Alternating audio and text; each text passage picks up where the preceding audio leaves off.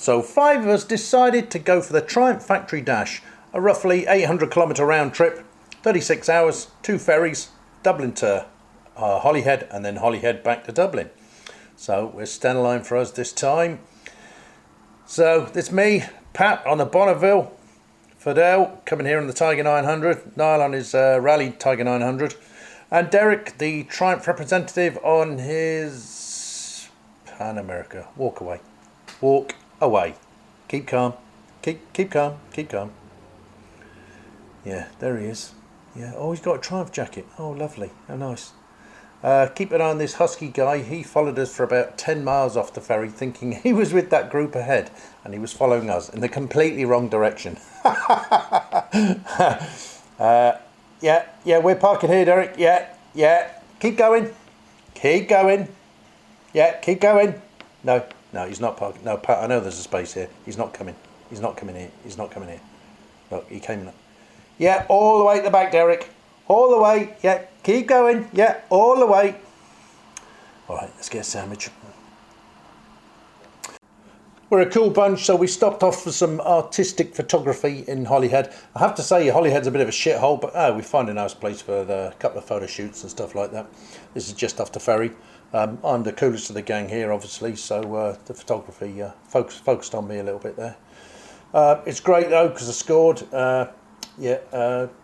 We set off on our way, and one of the locals joined me, so that was great. I had company for the trip. I don't know her name, Donna, something like that. Yeah, she's a local from Holyhead. But she did end up dumping me in the end. It was my watch that first attracted her, my Triumph, but she found out the watch was a cheap one from China. I thought it was the twin exhaust that got her, but in the end she dumped me because I left my left indicator on for about like 5 miles or so. I dropped her off from the outskirts of Holyhead. Anyway, we carried on through Wales, and that was great. Scenery was gorgeous in Snowdonia and around the place, of course. Just didn't want to get Derek too close to us, so we had to park a bit further down. We managed to find a cone to put between the Triumphs and the Harley Davidson, so that, you know, we felt better about that. Of course, on any of these journeys, 1 or 2 more less salubrious stops, a bloody petrol station, a cup of coffee. That was quite common. Well, that was a bit of a slog. 6 hours 48 off the ferry.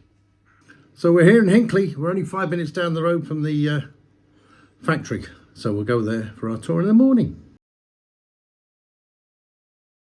we need a selfie with the points there in a second. We do. It's a video.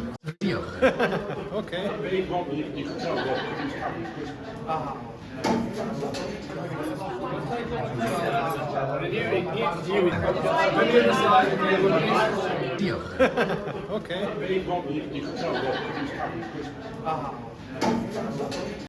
If you're on video, I'm in trouble. Well, suitably refreshed, we took off the next morning. The factory was only 5 minutes down the road. We made Derek park in the top car park up there, away from the Triumphs. Yeah, all set. Yeah, I just, Neil, just got to check my suspension there. Yeah, no, it's still working. Yeah, spring's still going. Right, we're off. Yes, that does say the best hand job in town. Car wash on the way to the factory. Anyway, we got to the factory. And if there's one thing I will say for Derek, the factory visitor centre opened up an hour before normal for us, because we'd come all the way from Ireland and we were early there in the ferry and all that sort of stuff. They opened up an hour before us, before it's normally open, and gave us the tour an hour before the factory was open. Did I say that was an hour before? I think I did, yeah. Several times. So we had the free run of the car parking space. Obviously, Triumph's right down the front nearest the factory. Yeah. Leave your bike up there, Derek. Yeah. That's as far as you can get it. Look, get that Triumph down in this space here. Look, there's no need for the Triumph to park up there too. Yeah. Away with you. Oh, very nice too. Yeah. Just get the door open, Derek, will you? Yeah. Come on. We're here early. Go on. Yeah. Bang harder.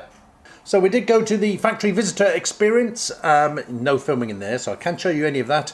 But it was a great little visit. Lots of investment going on there in that factory, and I'm sure there's going to be a lot of more bikes built in there soon. Nice to see the old Daytonas, seeing as I turned up on a Daytona, so it was great to see those still in the lineup in the factory. Good mixture of modern bikes that are currently on offer, you know, plus what had come before them and stuff like that. So it was a great little look around the museum. And although you weren't allowed to sit on the gentleman's ride T120, they did let us, seeing as we'd come all that way, which was really nice of our tour guide.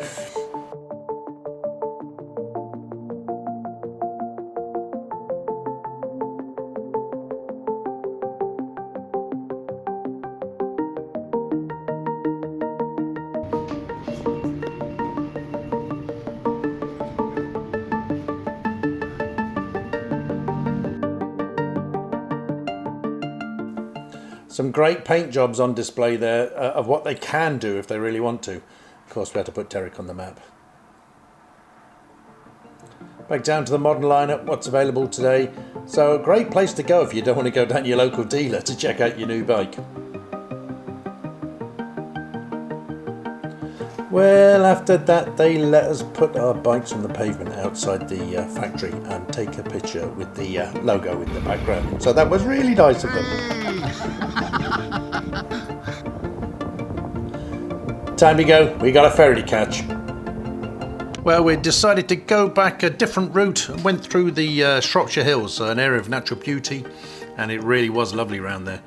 And then obviously through Snowdonia, but a different route, but just finding some lovely back roads just in the middle of nowhere, some cracking shots. I have to say the old Daytona 1200 for a 1995 bike held up really well, and some of the roads we went on were really crappy. It just goes to show what a bike with decent suspension can handle. I was really comfortable on this bike the whole way. Not a, you didn't need an adventure bike. A bike with decent suspension, adjustable suspension, can take you anywhere. So that was our trip anyway. Back onto the ferry and a late night home. So a nice 36 hours there and back.